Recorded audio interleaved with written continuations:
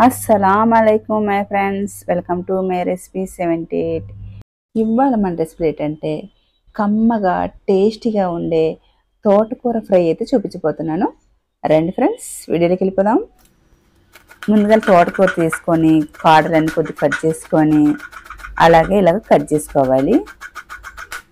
తోటకూర వచ్చేసి హెల్త్కి అయితే చాలా మంచిది. వారానికి ఒక 3 సార్లు అయినా సరే తోటకూర అయితే తినాల్సిందే. ముందుగానే ముద్రకాడలో ఉంటే తీసి పడేయాలి, నేతగా ఉంటే తీసుకుని కట్ చేసుకోవాలి.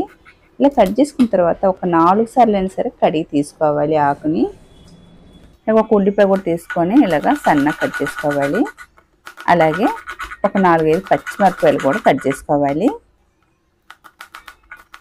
ఇలా సైడ్ని పెట్టేసి ఇప్పుడు స్టవ్ వెలిగించుకొని కళాయి అయితే పెట్టేసుకోవాలి.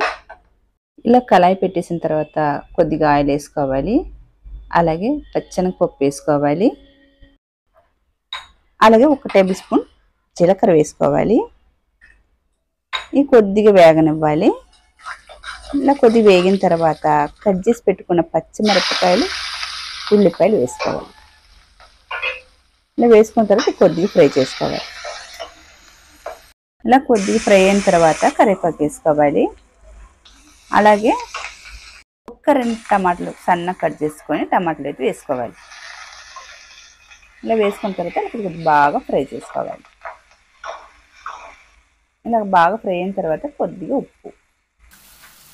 ఇలా కొద్దిగా బాగా వేగిన తర్వాత ఒక 1/2 టేబుల్ స్పూన్ వచ్చి ధనియాల పొడి అయితే వేసుకోవాలి. 1/2 టేబుల్ స్పూన్ ధనియాల పొడి, 1 టేబుల్ స్పూన్ కారపొడి, 1/2 టేబుల్ స్పూన్ పసుపు.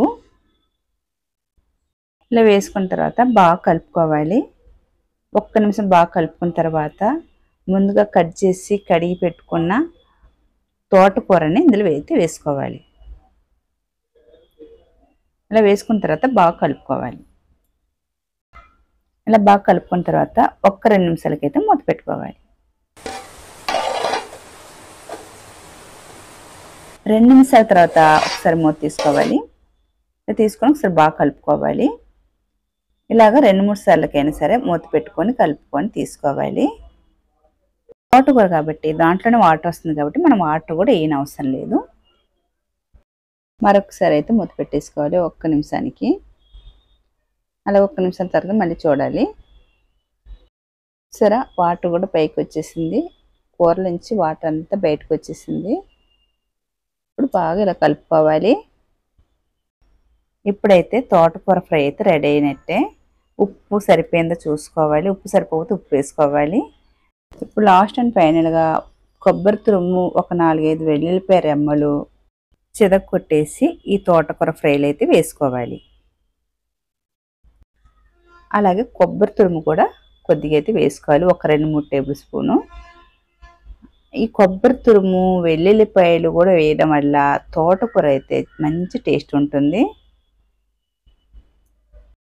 ఒక్కసారి మీరు కూడా ఇలాగైతే ట్రై చేయండి, చాలా టేస్ట్గా ఉంటుంది.